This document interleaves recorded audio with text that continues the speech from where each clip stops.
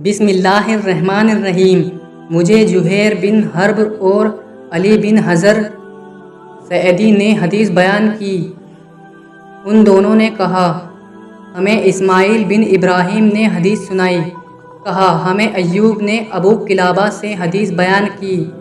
انہوں نے ابو محلب سے اور انہوں نے حضرت عمران بن حسین رضی اللہ عنہ سے روایت کی۔ انہوں نے کہا، صفیق بنو عقیل کے متر تھے۔ صفیق نے رسول اللہ صلی اللہ علیہ وسلم کے ساتھیوں میں سے 2 آدمیوں کو قید کر لیا۔ بدلے میں رسول اللہ صلی اللہ علیہ وسلم کے ساتھیوں نے بنو عقیل کے ایک آدمی کو قیدی بنا لیا اور انہوں نے اس کے ساتھ اونٹنی عذبہ بھی حاصل کر لی۔ رسول اللہ صلی اللہ علیہ وسلم اس آدمی کے پاس سے گزرے، وہ بندھا ہوا تھا۔ اس نے کہا، اے محمد! آپ صلی اللہ علیہ وسلم اس کے پاس آئے اور پوچھا، کیا بات ہے؟ اس نے کہا، آپ نے مجھے کس وجہ سے پکڑا اور حاجیوں کی سواریوں سے سبقت لے جانے والی اونٹنی کو کیوں پکڑا ہے؟ آپ صلی اللہ علیہ وسلم نے اس معاملے کو سنگین خیال کرتے ہوئے جواب دیا، میں نے تمہیں تمہارے دوست صفیق کے جرم کی وجہ سے اس کے خاتمے کے لیے پکڑا ہے۔ پھر آپ صلی اللہ علیہ وسلم وہاں سے پلٹے تو اس نے پھر سے آپ کو آواز دی اور کہا، اے محمد!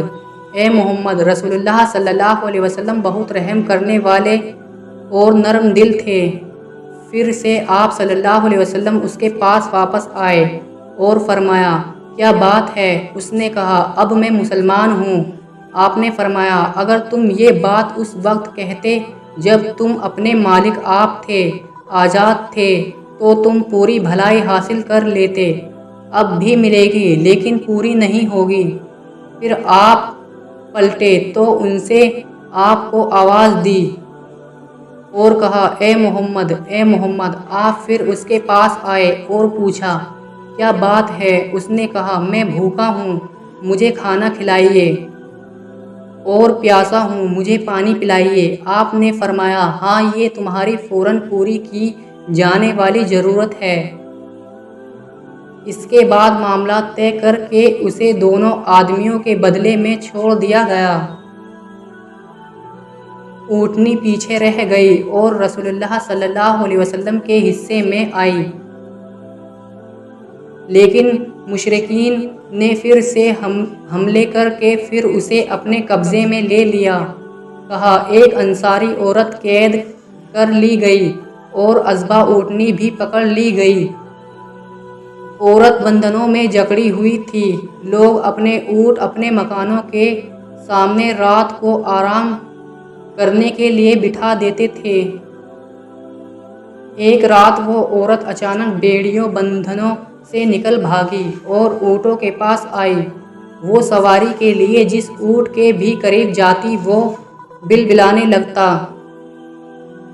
تو وہ اسے چھوڑ دیتی، یہاں تک کہ وہ عذبہ تک پہنچ گئی تو وہ نہیں بلبلائی۔